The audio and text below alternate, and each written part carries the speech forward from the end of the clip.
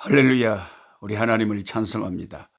이곳 아프리카에 이 말씀을 촬영하려는데 또 전기가 하루에 3번씩 정전이 되고 나가버리기 때문에 이렇게 새벽 지금 현지 시간으로 새벽 4시 20분인데 전기가 나가버려가지고 형설지공이라는 말이 있잖아요. 형설지공. 반딧불을 켜놓고 공부를 한다.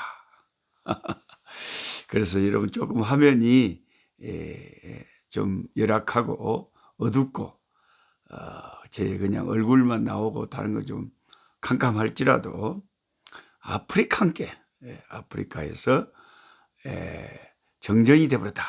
그렇게 여러분이 실감을 하시고 이 꿀송이 보약 큐티를 함께 해주시면 감사하겠습니다. 오늘 2023년 2월 21일 화요일입니다. 오늘 신명기 13장에서 15장의 말씀을 공부하도록 하겠습니다.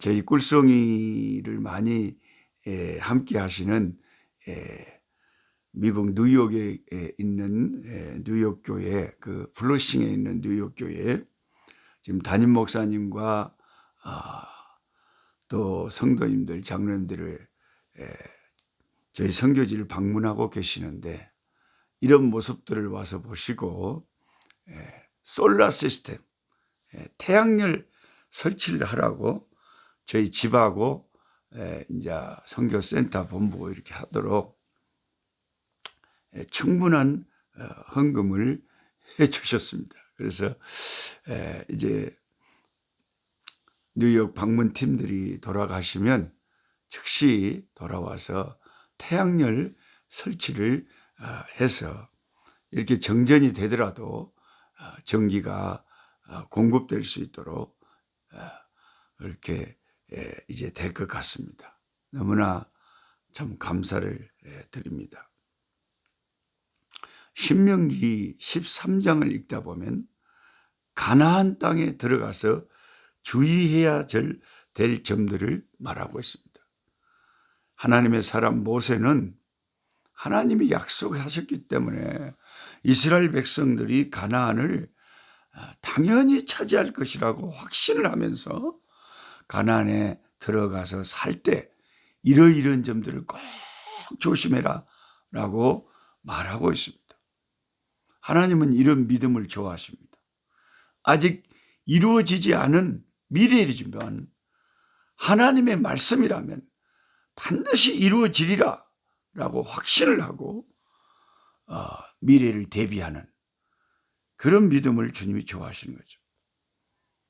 하나님께서 이스라엘 백성들이 가나안 땅에 들어가서 살 때 제일 하나님께서 경고하시고 염려하신 것은 신앙의 순수함을 잃어버릴까, 그것을 하나님께서 염려하셨습니다. 그래서 모세, 이 하나님의 종을 통해서 이렇게 중요한 말씀을 이스라엘 백성에게 신명기서를 통해서 당부하십니다. 신명기 13장 1절에서 5절에 말하기를 거짓 예언자나 꿈꾸는 자를 가나안 땅에 들어가 살 때 주의해라 그럽니다.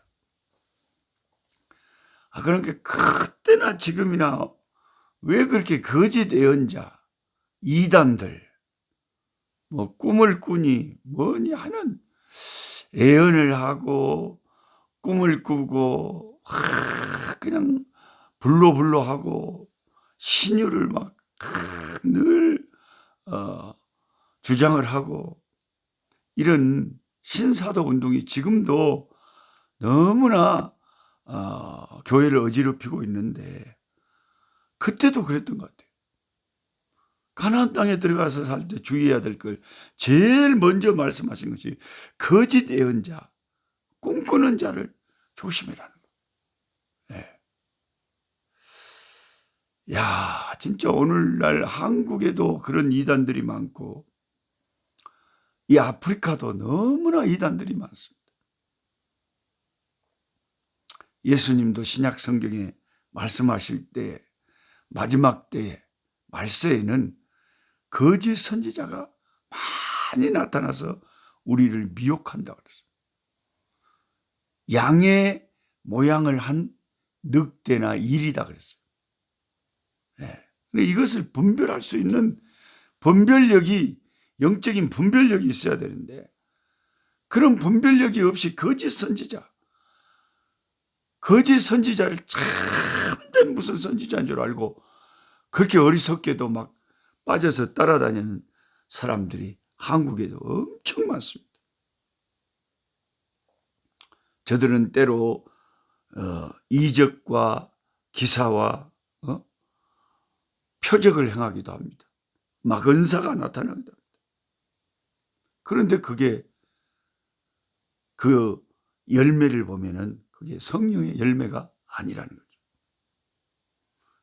그 구약의 가나안에 들어가서 사는 이스라엘 백성들에게 큰 이제 유혹거리는 하나님을 떠나서 다른 신을 섬기도록 그 하나님을 떠나는 길로 이제 가도록 유도하는 거짓 예언자나 꿈꾸는 자나 말씀 외에 다른 것을 가지고 사람들을 미혹하는 것이 굉장히 위험한 일이었습니다. 네. 그래서 하나님은 그 거짓 예언자들이나 꿈꾸는 자들을 심지어 죽이라고 하셨어요. 그들은 죽여야 된다. 그들은 사탄의 힘을 빌려서 기적을 행하고 병도 고치고 예언도 하고 과거를 다 알아맞추기도 합니다. 그러나 그들의 모든 행위는 모두가 다 사람들의 영혼을 미혹하기 위한 것이기에 항상 주의해야 합니다. 우리는 하나님 중심, 성경 중심, 교회 중심의 말씀을, 그런 그 신앙의 어떤 기둥을 탁 세우고 신앙생활을 해야지, 그렇지 않으면 이 말세에 자칫 잘못하면 거짓 종들에게 속기가 쉽다. 그래서 제가 매일매일 이렇게 스스로 여러분의 눈으로 말씀을 펼쳐 읽으시고 그 말씀을 통해서 분별하는 변별력이 생기는 거죠. 그 다음에 하나님께서 두 번째로 가나안 땅에 들어가거든 경계하고 주의해야 될 것을 말씀하신 게 6절에서 11절까지 나오는데, 때로는 가까이 지내는 사람들을 조심해라. 이런 말씀도 있어요. 가까이, 제가 이렇게 캄캄한 내 촛불 켜놓고 시방 너무 웃어보면 좀 귀신같이 보일 것 같아서 미안합니다. 근데 웃음이 나와서 안 웃을 수가 없네요. 그러니까 성경을 참 전체적으로 이렇게 읽어야 되는데, 우리가 이웃을 사랑하고 가족들을 사랑하고 원수까지도 사랑하고 가까이 지내는 사람들 당연히 사랑하고 좋게 지내야 되는데, 그런 말씀만 있는 게 아니라 신명기서에 가까이 지내는 사람들을 조심하고 경계해야 된다 하는 말씀도 있다는 거죠. 여러분, 왜 그런지 아세요?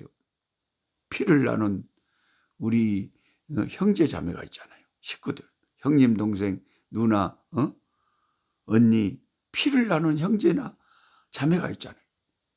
그리고 자녀가 있고 부모가 있잖아요. 그리고 사랑하는 아내와 남편이 있잖아요. 그리고 굉장히 우정 깊은 친구도 있잖아요. 근데 하나님께서 주의를 시키는 것은 이렇게 가까이 지내는 이들이 혹시 하나님을 떠나 다른 신을 섬기자고 유혹하고 하나님을 바로 섬기지 못하도록 하면 어떻게 할 거냐 이거죠. 그게 제일 무서운 거 아닙니까? 아니, 아담이 선악과를 따먹은 것은 하와를 통해서 따먹은 거 아닙니까? 당연히 아내를 사랑하고 하와를 사랑하고 내 뼈 중에 뼈고 살 중에 살이지만 선악과 따먹자고 미혹할 때는 그걸 조심했어야죠. 아무리 가깝고 사랑하는 사람이라도 하나님 말씀에서 어긋난 것을 이런 것을 영향을 미칠 때는 단호하게 거절하고 조심해야 됩니다. 그를 따르지도 듣지도 말고 긍휼히 여기지도 애석히 여겨 덮어 숨기지도 말고 그걸 철저히 조심하라. 기독교는 사랑의 종교입니다. 그리스도인은 모든 사람을 사랑해야 합니다. 제가 이렇게 말하면 또 어떤 분들은 국어를 잘하시는 분들은 막 따집니다. 목사님, 기독교가 종교입니까? 아니, 그랑께 뭐 말을 하면 저런 뜻으로 말을 하는가 보다 하고 이해를 하시기 바랍니다. 제가 기독교는 사랑의 종교라고 말할 때는 그 기독교가 하나의 종교가 아니고 하나의 생명이고 살아있는 생명의 역사지 그게 무슨 종교냐 이렇게 따지는 분들이 있는데 넓게 광의적으로 말을 하자면 기독교는 사랑의 종교다. 그래서 그리스도인들은, 예수 믿는 사람들은 하나님을 사랑하고 이웃을 사랑하는 것이 참 큰 계명이에요. 하지만 문제는 하나님을 떠나게 하는 자, 또 하나님을 잘못 믿게 하는 자, 하나님을 믿는데 참 그 시험거리가 되고 방해거리가 되고 사탄의 통로가 되는 것 같은 그런 사람들이 우리 가족 가운데 있을 수가 있다는 거죠. 너희 원수가 집안 식구리라 주님 말씀하셨잖아요.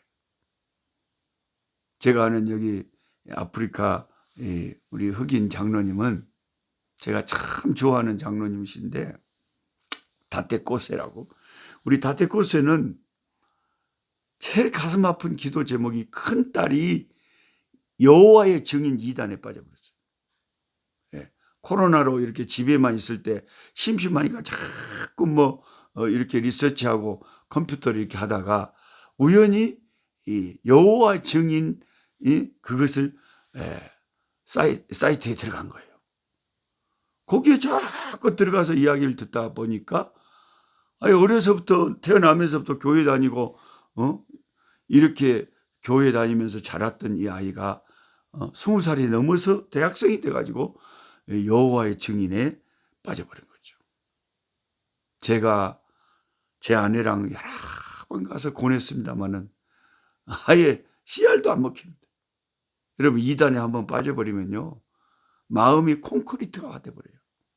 전혀 그것이 참 진리라고 생각해 버리기 때문에 참 진리의 말씀을 귀가 가려져 버린 겁니다. 그래서 이 큰딸의 목표는 자기 아버지, 자기 엄마, 자기 동생들 다 여호와의 증인으로 데리고 가는 거예요. 근데 아버지, 어머니, 다른 자녀들은 이제 제가 가면 같이 기도하면서 저 딸이 회개하고 돌아오기를, 그게 진짜 완전 집안 식구가 원수가 집안 식구단께요. 마태복음 16장 24절에 누구든지 날 따라오려거든 자기를 부인하고 자기 십자가를 지고 나를 쫓을 것이니라. 부모나 처자나 형제나 자매나 심지어 자기 목숨까지도 미워하지 아니하면 나의 제자가 되지 못하리라. 예수님의 제자가 되려면은요 부모나 처자나 형제나 자매나 자기 목숨까지 미워해야 된다. 이런 말씀은 일반적으로 우리가 부모를 미워해야 된다, 처자를 미워해야 된다, 내 목숨을 미워해야 된다, 그런 뜻하고 다르잖아요. 이렇게 말씀하실 때는 그 말의 의미를 우리가 또 그 문맥 속에서 깨우치면 되는 거죠. 이 세상에는 완전한 것이 없기 때문에 마귀가 가장 가까운 사람들을 통해서 우리 신앙을 미혹할 수도 있다는 것. 그래서 그런 부분에서는 철저히 해야 된다. 이런 가르침을 유대인들은 성경을 매일 읽고 구약 성경을 이런 걸 철저한 사상이 있기 때문에요. 자기 이제 가족 중에 한 명이 예수님 믿기로 이게 메시아닉 주라 그러는데 유대인 가운데 예수께로 돌아온 사람이 하나님의 능력으로 가끔 일어나거든요. 그럼 유대인들은 이런 신명기 말씀 이런 사상 때문에 거의 원수처럼 여겨버려요. 자기 가문에서 추출해버리고요. 아주 너는 내 자식 아니다. 막 이러면서 예수님이 이단인 줄 알아요. 그 얼마나 안타깝습니까? 사도 바울이 얼마나 안타깝게 유대인들의 주 예수 그리스도 믿고 돌아오기를 그렇게 간절히 하나님께 기도했습니다. 그 다음에 가나안 땅에서 가서 조심해야 될 걸 12절에서 18절까지 말할 때 우상 숭배자들의 유혹을 조심해라. 우상 숭배 조심해라. 하나님께서 그 우상 숭배를 하는 성읍이 있으면 자세히 살펴본 후에 그 성읍 전체를 진멸해 보려고 그랬습니다. 얼마나 하나님 단호하신지 모릅니다. 우상 숭배. 하나님께서 이렇게 무섭고 엄격하게 명령하시는 것은 우상 숭배, 이게 전념성이 강하기 때문입니다. 하나님의 백성을 영원한 사망으로 지옥길로 인도하는 것이죠. 오늘 저와 여러분 신앙생활하면서 우리의 신앙의 순결을 지키는 데 올무가 되는 이러한 모든 것들을 멀리하고 제거해야 합니다. 신앙에는 타협이 없습니다. 오직 주님의 말씀에 순종만 있을 뿐입니다. 아직 가나안을 들어가지도 않았어요. 그런데 모세는 확실하게 자기 백성이 가나안을 차지할 것을 확실히 알고 있습니다. 그러면서 가나안에 들어가거든 이러이러한 거 조심해라. 단단하게 자기 백성들에게 일러주고 있습니다. 저와 여러분, 오늘 우리가 신앙생활 할 때 뭘 조심해야 되겠습니까? 제발 이단이나 우상숭배나 또 가까운 사람들이라 할지라도 말씀에서 어긋나는 그런 걸 조심해야 돼요. 내 신앙을 갉아먹는 모든 요소들을 우리는 철저하게 멀리하고 주의해야 됩니다. 기도하겠습니다. 하나님 아버지, 이렇게 정전이 되면 촛불이라도 켜놓고 또 하나님의 말씀을 연구하고 주님의 말씀을 상고할 수 있게 해주셔서 감사합니다. 하나님 아버지, 이번에 뉴욕교회에서 오셔서 이렇게 솔라 시스템 태양열 설치할 수 있도록 이렇게 축복해 주셔서 감사합니다. 아버지 하나님, 내 형제에게 한 것이 곧 나에게 한 것이라고 하셨사오니 주께서 그 손길들을 하나님 기억하시고 복 주시고 영원한 상급으로 하나님 갚아주시기를 원합니다. 아버지 하나님, 가나안 땅에 아직 정복도 하지 않았고 적들이 견고하게 성을 쌓고 지키고 있었지만 모세는 이스라엘 백성이 그 땅을 차지하고 말리라고 하는 확신을 갖고 자기 백성이 가나안 땅에 들어가서 살 때 주의할 것을 말씀하고 있습니다. 하나님, 오늘날 우리가 이 말세의 신앙생활하면서 거짓 선지자, 예언자들, 사람들을 미혹하는 너무나 많은 아버지 하나님 그런 다양한 이단들이 있습니다. 아버지, 우리를 약한 이단들에게서 지켜주시고 하나님 중심, 성경 중심, 교회 중심에 바른 신앙을 가지고 말씀 붙잡고 아버지 하나님이여 예수님으로 충분하고 말씀으로 충분한 아버지 하나님의 우리의 믿음 생활 될 수 있도록 도와주시옵소서. 주 예수 그리스도 이름으로 기도하옵나이다. 아멘. 약한 자 힘주시고 강한 자 바르게 주 혼자 정케하니 주님의 뜻이라. 해 아래 압박 있는 곳 주 거기 계셔서 그 팔로 막아 주